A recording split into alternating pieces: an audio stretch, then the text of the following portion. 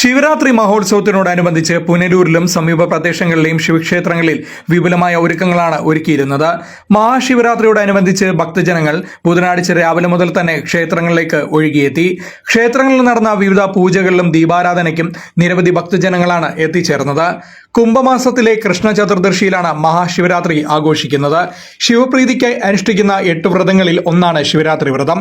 മഹാവ്രതം എന്നറിയപ്പെടുന്ന ഈ അനുഷ്ഠാനം വർഷത്തിലൊരിക്കൽ മാത്രമാണ് അനുഷ്ഠിക്കുന്നത്. സകല പാപങ്ങളെയും ഇല്ലാതാക്കുന്ന ശിവരാത്രി വ്രതത്തിലൂടെ കുടുംബത്തിൽ ഐശ്വര്യവും അഭിവൃദ്ധിയും കളിയാടുമെന്നും വ്രതമനുഷ്ഠിക്കുന്നതിലൂടെ ജീവിതത്തിൽ ചെയ്ത പാപങ്ങളിൽ നിന്നെല്ലാം മുക്തി ലഭിക്കുമെന്നാണ് വിശ്വാസം. ഭക്തിയോട് കൂടിയുള്ള വ്രതാനുഷ്ഠാനം അവനവന് മാത്രമല്ല ജീവിത പങ്കാളിക്കും ദീർഘായുസ്സുണ്ടാവാൻ ഉത്തമമാണ്. ഈ മാസത്തിലെ കൃഷ്ണപക്ഷത്തിലെ 13-ാം രാത്രിയും 14-ാം പകലുമാണ് ശിവരാത്രി ആഘോഷിക്കുന്നത്. ശിവക്ഷേത്ര ദർശനം നടത്തുന്നതും വ്രതമെടുക്കുന്നതുമാണ് ശിവരാത്രിയുടെ ഏറ്റവും വലിയ പ്രത്യേകത.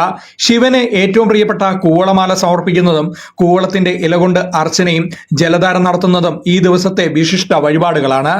രാത്രി ഉറക്കമൊഴിച്ചുള്ള വ്രതമാണ് ശിവരാത്രിയുടെ പ്രത്യേകത. ശിവരാത്രിക്ക് പിന്നിൽ ഒരുപാട് കഥകളുണ്ട്. അതിൽ പ്രധാനം പാലാഴി മഥനം നടത്തിയപ്പോൾ രൂപം കൊണ്ട കാളക്കൂട വിഷം ലോകരക്ഷാർത്ഥം പരമേശ്വരൻ പാനം ചെയ്തു എന്നതാണ്. ഈ വിഷം ഉള്ളിൽ ചെന്ന് ഭഗവാന് ഹാനികരമാവാതിരിക്കാൻ പാർവതീദേവി അദ്ദേഹത്തിന്റെ കണ്ടത്തിൽ മുറുക്കി പിടിക്കുകയും എന്നാൽ വായിൽ നിന്ന് പുറത്തു പോവാതിരിക്കാൻ ഭഗവാൻ വിഷ്ണു വായി പൊത്തുപിടിക്കുകയും ചെയ്തു. അങ്ങനെ വിഷം ശിവന്റെ കണ്ടത്തിലുറക്കുകയും കഴുത്ത് നീല നിറമാവുകയും ചെയ്തു. അങ്ങനെയാണ് ശിവന് നീലകണ്ഠൻ എന്ന നാമധേയം ലഭിക്കുന്നത്. ഭഗവാന് ആപത്തൊന്നും വരാതെ പാർവതീദേവി ഉറക്കമലച്ചിരുന്ന് പ്രാർത്ഥിച്ച ദിവസമാണ് നമ്മൾ ശിവരാത്രിയായി ആചരിക്കുന്നത്.